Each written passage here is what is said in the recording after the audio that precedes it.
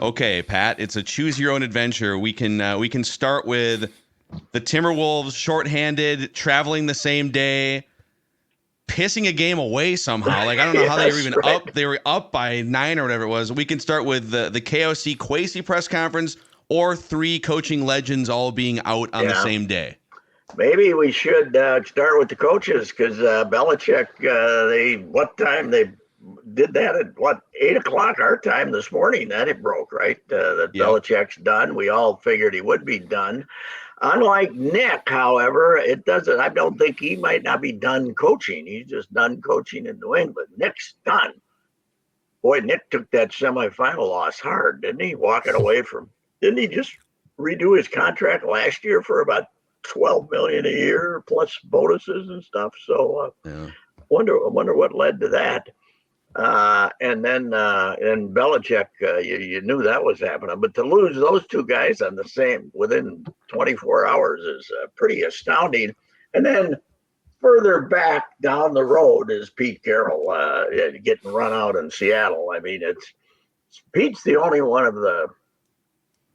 I guess Belichick and Pete both got moved out, right? I mean, it Yeah. doesn't sound like Belichick definitely wanted to leave, did he? He wants to So, coach. I mean, Schefter's reporting yeah. that he's not done coaching. He wants to. They're doing a press conference later this morning with Kraft and Belichick. We'll see Uh-huh. if that goes anywhere. But Oh, yeah. let's see how Bill. How would you like to be asking Bill a few hot take questions at this one?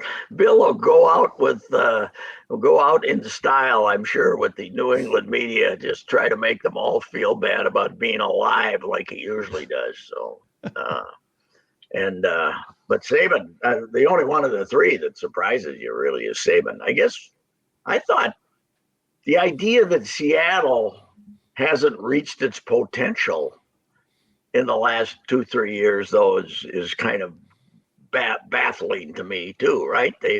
Considering they got Geno Smith playing quarterback, and the rest of it is they had to break up their whole defense because they didn't have any money anymore, and because they paid it to Russell Wilson.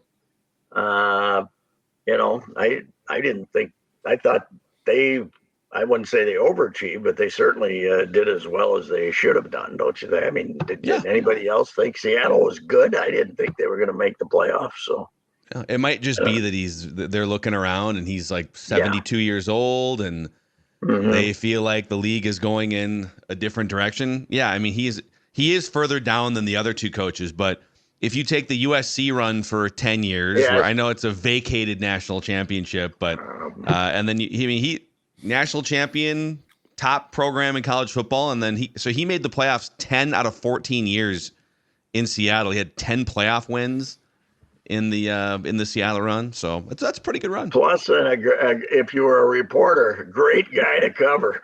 He was. I Yeah. mean, if you're a if you're a neutral journalist, you got to cover. You had your choice between egomaniac Saban, surly egomaniac Belichick, and affable Pete. It wasn't much of a question. And remember when he went to Southern Cal, they were slipping, and he turned Yes. them Yeah. around. But I've always heard the stories about you were a reporter and you were covering Southern Cal. You just went out and watched practice and BS with Pete on the sidelines, and the boosters, the big boosters, they'd show up and watch practice. And Pete was last Patriots coach before Belichick, right?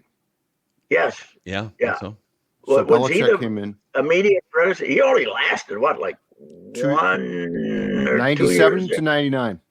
97, and I'm looking at right here. Then did he go to the Jets? Then no. No. Then he went to He had Southern been with Cal. the Jets.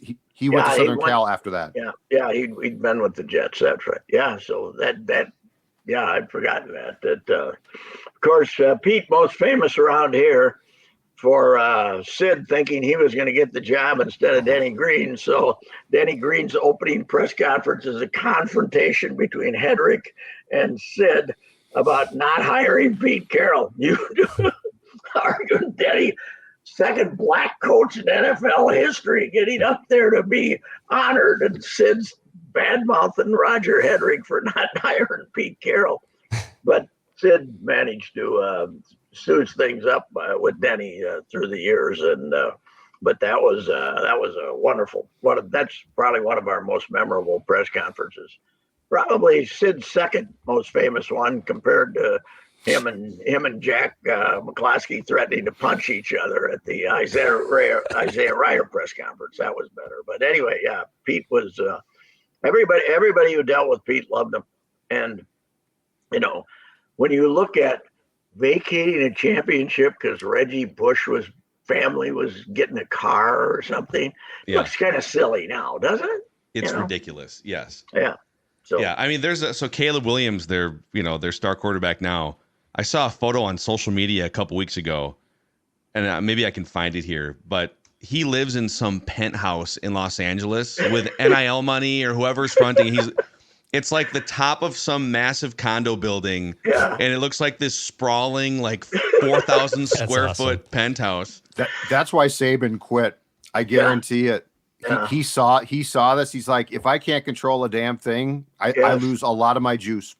Well, I think that Georgia has probably got more NIL money than he does. Kirby Smart learned a lot of stuff from him and took it to Georgia and amped it up. And now he's getting better players than Nick's getting. Although once again they're 1-2 in recruiting. So they're Georgia and Alabama. Last I looked, were 1-2 in recruiting. Now with Nick walking. Yes. One thing I saw on Twitter, and I have no idea what the source is, but Caleb DeBoer might be on their list. I guess. So Cowherd is reporting that, Colin Cowherd, which sounds weird, Mm-hmm. Yeah. but he's super plugged into like Pac-12 college football. I think he's a booster for USC, but he also grew up in Washington, and so he said 3 sources told him that. That's the guy at this point, the Washington coach. So. Long ways from Madison, South Dakota, or wherever the hell he was. Our guy Ross Brendel covered him in back in, is it Winter, South Dakota? I think. Some little Winter high school. Yeah, well, he was at Sioux Falls for. That's what was his first coaching job. When it was a college down in southwest Minnesota, we used to call it Sioux Fuku, but it was that's where he started. And I think when he was there, they were at NAIA school, and it not that long ago, like 15 years maybe, something like that. So hey, I'm gonna pop something up on the screen here for you guys to see. You have to see the Caleb. I found the Caleb Williams photo here.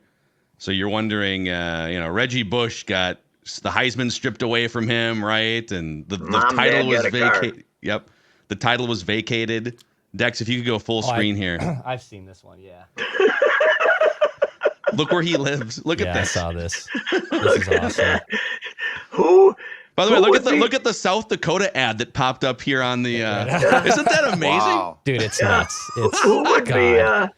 Who would be stupid enough to let somebody take that picture, though? I mean, I guess he doesn't have to be sheepish about it. What the hell? Yeah, here it is. Reggie Bush getting his Heisman taken away for getting a car and $1,000, but Caleb Williams is living in a penthouse in Los Angeles. Yes. That is just a USC dorm. That's all that is. I don't know what you guys are making a big deal. I think most co-eds, most students live in those dorms. Yeah. What people don't realize, they look at Southern Cal and LA and the glamour of LA. You walk a block away from there, and oh man, I was covered the Olympics there, and you're on your own trying to park a car in the Coliseum, and this is '84, and we drive over in the neighborhood, and we give a guy $50 to park in his driveway. And then we give him another 50 to have the car still be there when we got back. So it was, and this is, 40 years ago, and I would think it got sketchier. I'm not sure, but it's not great. So, but they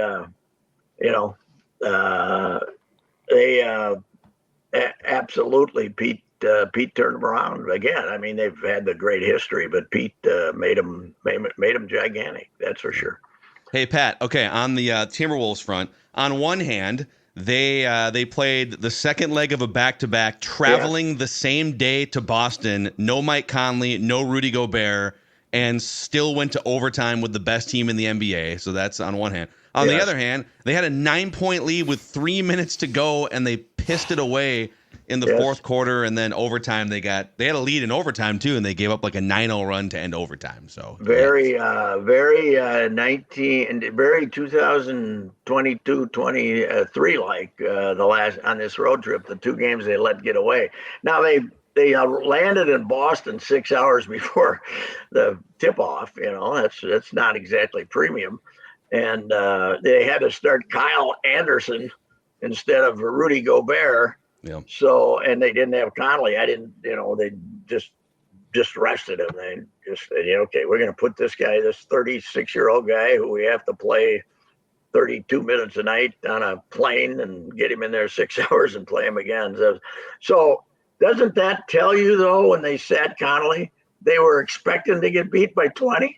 Yes. Oh, they punted that game. Yeah. Yes. Yeah. But then they're ahead 9, and they say, gee, we might as well win it. Now, I didn't watch it. I couldn't even listen to it because I was in the car driving home. But I read the stuff on it, and then I just looked at the play-by-play. And our guy, Ant, and Hein pretty much said this in his story, decided he had to win the game when they were already ahead 9 with 3.5 minutes to go. Yeah. Took 4 dumb shots and threw the ball away 3 or 4 times in the last 3.5 minutes in overtime. He might drive Karl Anthony Towns out of here. There might come a point when Karl Anthony Towns says, I'm having a great night, and all of a sudden this moron is shooting 28-footers for no reason and throwing the ball away, and I might as well go somewhere where I'm the guy. So I don't know, but Ant, he drives me nuts. I know I am not. Obviously, he's a great talent and can do wonderful things. But you know what we used to say in Fulda? If brains were dynamite, he wouldn't have enough to blow his nose. That's what we used to say in Fulda. I'm not putting him in that category, but damn close at times. Damn close, I think. There is, Chris Finch talked about it after the game in his press conference, and he was very annoyed, but he's also trying to leave room for, he is 22. This is all part of the growth experience, but he has to understand in those moments, it's not about, because they're double teaming him and they're trying to make life hard on him. And oftentimes he's making the right play, quote unquote, better this year than he has at any point. But he still goes into these hero modes where you're doing exactly what they want you to do, which is try to fight through double teams instead of passing the ball off to somebody else. Or throw up a 27-footer without looking at anybody else. He's shot the 3 pretty good this year, but still, when he gets that look at his eye, as I said, he's going to throw up a bomb, and the odds are it's not going to go in. He does, there's nothing more difficult for Finch right now as a coach, I would say, than trying to control this guy and make him a team player. Because he's, ever since that Laker game when he said, he got the 42 or whatever it was and said, I have to win this game all by myself. I'm going to shoot every time I get the ball. He said that after the game, and it worked that night, but it doesn't work all the time. And it's bad here because, hey, this is one of the great victories in franchise history if they win it, right? Get off the plane 6 hours before the game, playing the best team in the league, and you're 9 ahead with Nickeil Walker playing 40 minutes. 40 minutes. 40 By the way, minutes. Ant played 46, including overtime, too. They had a lot of guys. But, I think the other thing, too, I was telling Judd this on a recent Flagrant Howls, is there comes a point with some of these superstar, mostly like shooting guard type players. Michael Jordan in the early part of his career. I'm not comparing the two, by the way. Kobe Bryant after Shaq left, where they look around and they're like, I can score 35 or 40 points any night. I'm the best player on the court, and they're kind of trying to test drive their vehicle. And like Michael was scoring 35, 37 a game, second, third year in the league, and then Phil Jackson came along and explained, okay, that's great. You're flexing your muscles, but that's not what's helping the team. And so Shaq leaves the Lakers, Kobe goes on and says, I'm going to go win scoring titles because I can, but they were a bad team. And someone's going to have to get to him at some point and say, I get that you're flexing your muscles. You know, he's become a 30 points per game guy over the last month or so. But at some point, someone's going to have to explain, and it's got to be Finch. Okay, just because you can pull up from 28 feet with two guys on you doesn't mean that's the best thing in this moment. Yeah, and I did see his quote about he apparently felt the referees didn't give him his calls yesterday. Did you see that quote? That I'm not going to. Yeah. He didn't talk to reporters because he didn't want to get fined for what he might say about the referees. So that's a smart thing. If indeed that was the motive, or maybe he didn't want to talk about his turnovers either. I don't know, but. They come. Here's the trouble. What they end up now? This is the end of that 16-game stretch, and they ended up 8-8 or 9-7. 9-7. Yep. 9-7. That I guess that's okay, but and still in first place in the West after. I saw him play a game in Dallas, and I was sitting at home the day of the Orlando game.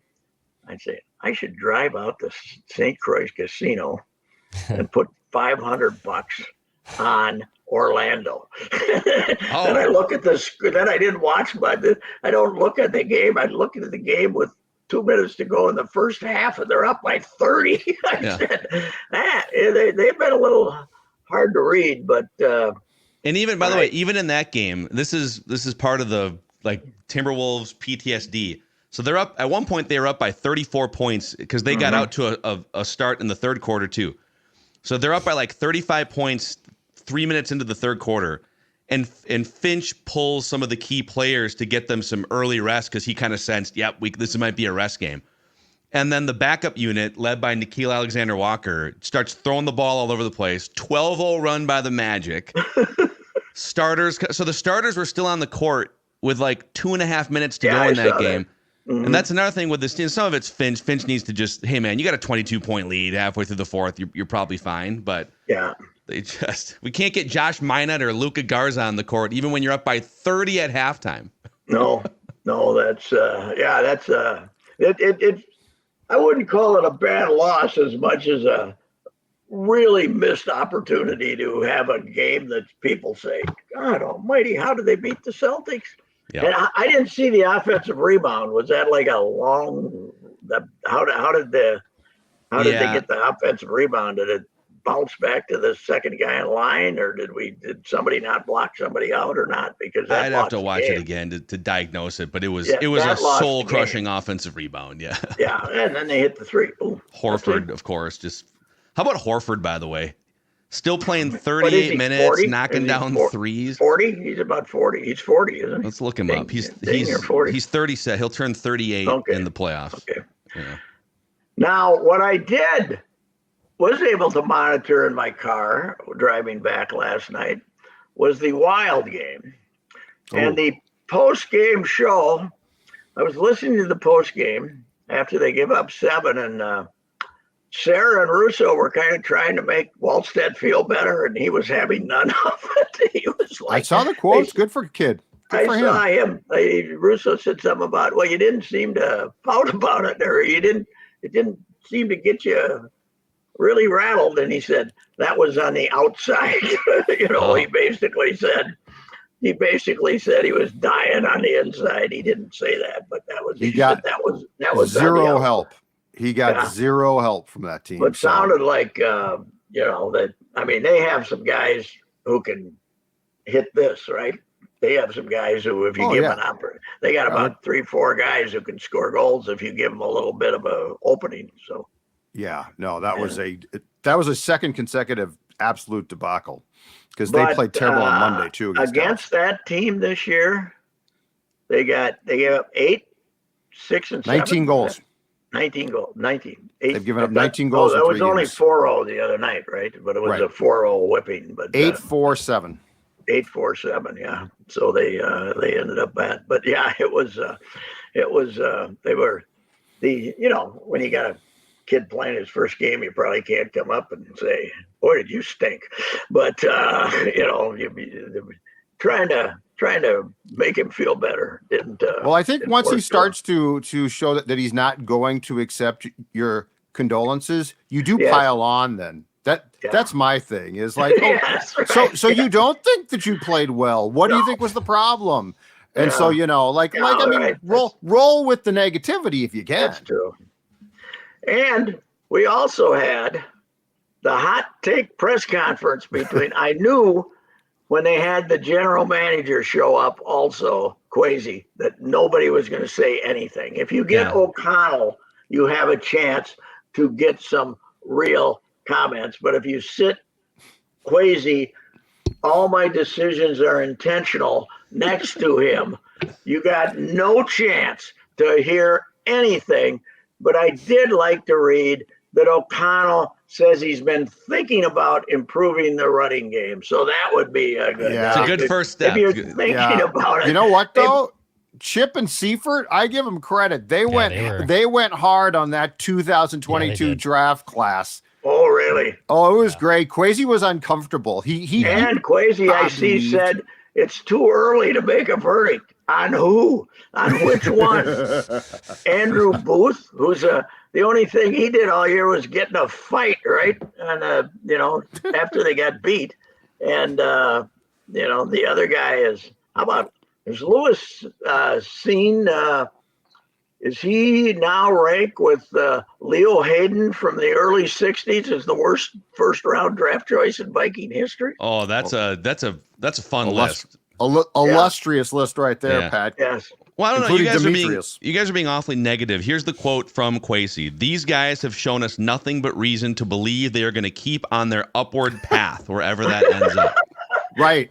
Chicago, Indianapolis. Yeah. The UFL, the new merged spring league. Touche. How can you say that? Why do you bother to say that crap? Why do you bother? I would like to see everybody close up their. When he said that, all of them should have got up and left. Said, okay, that's it. Their upward.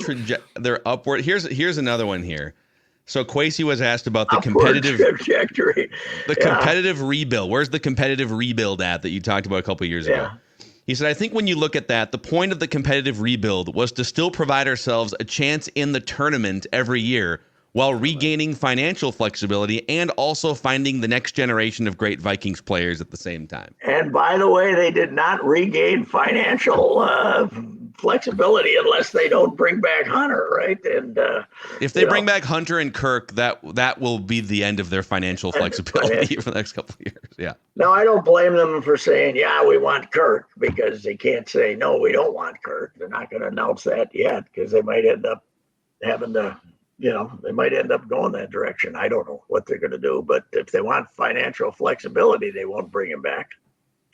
Boy, the Kirk stuff was great too. He's basically saying, based on his age and injury, our goal is to not take on risk, and his goal is to get on the other side, and so we'll see. Security.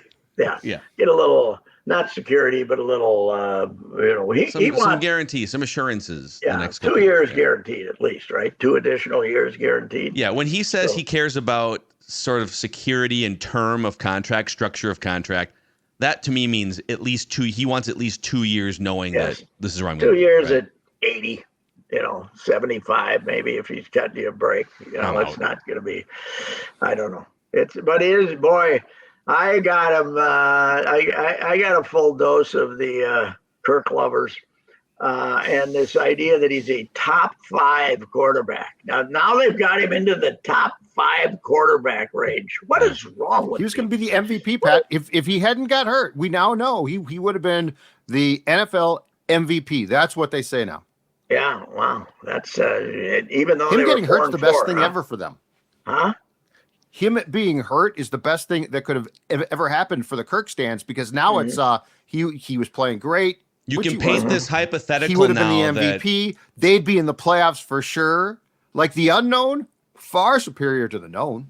Yeah, that's true. He could still turn first and goal at the 7 into more field goals than about anybody in the league. So he was still very good at that for the last 2 years. I'm gonna duck. Yeah, it's true. Great. Yeah. Listen, we won't tolerate any more Kirk slander here. So plus we got to go, but we'll talk to you again tomorrow, Pat. All right, gentlemen. See, we didn't have enough atom bombs to throw. We'll throw a few more tomorrow. So okay. Sounds good. Bye-bye. All right, see you. Bye. There he is, Reusse Unchained, presented by Josh Arnold Investments, and also today Zero Res, where if you guys are looking to deep clean your home for the first time, maybe ever. Be honest, people. Have you ever deep cleaned your home, or you just kind of run a vacuum and cross your fingers? Zero Res is going to come in here with their 4.9 out of 5-star rating on Google, 17,000 reviews, and they will deep clean your carpets, your air ducts. If you call Zero Res or go to their website, ask for the Scorno special and get 3 rooms Zero Resified starting at just $119 and $75 off when you get your air ducts cleaned. That's 952 Zero Res or ZeroResMinnesota.com. Spell it forward or backwards, it spells the same, Zero Res.